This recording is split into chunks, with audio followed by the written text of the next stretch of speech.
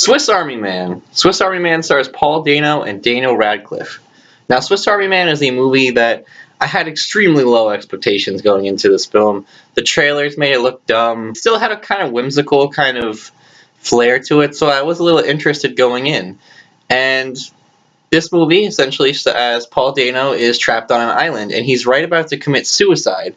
Now, as he's about to commit suicide, a corpse, played by Daniel Radcliffe, along onto the beach, and he kind of walks over to it, and Daniel Radcliffe starts farting, and eventually he farts so much that he becomes a jet ski, and Paul Dano rides him to safety, and from there, the movie begins. This plot is ridiculous. I mean, like, it is so absurd. But I'm going to say this right now. I'm gonna come out. I'm gonna say this right here. Swiss Army Man is my favorite film of the year, without a doubt. I love this movie. I fucking adore this movie. I think this movie is so unique and so incredible, and it'll take you through a whirlwind of emotions. I love this movie. I fucking love this movie. It is awesome. Right from the bat, you could see that like it could get absurd. There's a farting corpse, and Daniel Radcliffe is dead the whole time. But it is so whimsical, and it is so charming. Radcliffe is a corpse. He is dead, but slowly and surely, he kind of comes back, and Paul Dano character has to essentially like show Daniel Radcliffe life. He has to show him meaning. He has to show him love.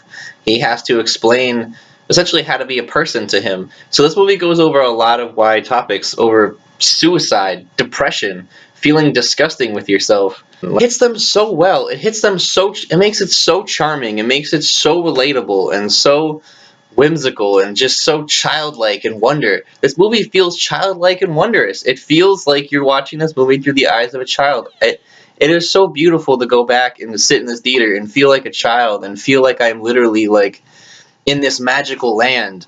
I loved it. I adore this film. The directors, the Daniels, did a great job. It is kind of like a music video. They directed the Turn Down for What video by Lil Jon, and it does have a little feeling of being a music video. But I loved it. I love that style. It works so well for this movie. Certain films overboard it, but like the music video style of directing here works perfectly, and it definitely sets up this magical land and just this feeling of euphoria kind of while you're watching. And I actually started tearing up in scenes in this movie. It does it so freaking well. And I have to talk about the soundtrack. The soundtrack is phenomenal. It is definitely one of my favorite soundtracks of the year. I'm probably definitely doing a lot of studying to this. It's just a lot of like majestic like whoos and like just like drum beats and stuff, but I just adore it. Andy Hall, the singer of Manchester's Orchestra, and the guitar player of Manchester Orchestra do the soundtrack to this film. And I'm a huge fan of Bad Books. I'm a huge fan of Manchester's Orchestra. So hearing this was amazing. And they even make a cameo appearance in this film, and I was so happy with that. I freaking loved it. I freaking love this movie. This movie is phenomenal. I really can't even say anything bad about this film. The only thing I can say bad about this film is it is definitely not for everybody.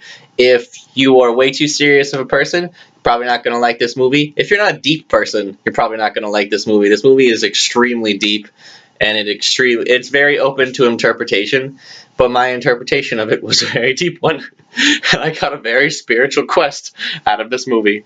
I would oppose this movie to almost like an acid trip, I would say, that it definitely takes you through your emotions, and it definitely takes you through experiences that you've had in your life. And I also say this too, with a negative, I'll say that like it really hits more to youth. I'll say, like, me being in my early 20s, I could definitely relate to it more. And I still have that childlike wonder, but I still have that dying inside as I get older feeling that this movie does portray with Paul Dano's character as getting older. Like, your childhood and your imagination and your youth dies. And that's just the sad part of life.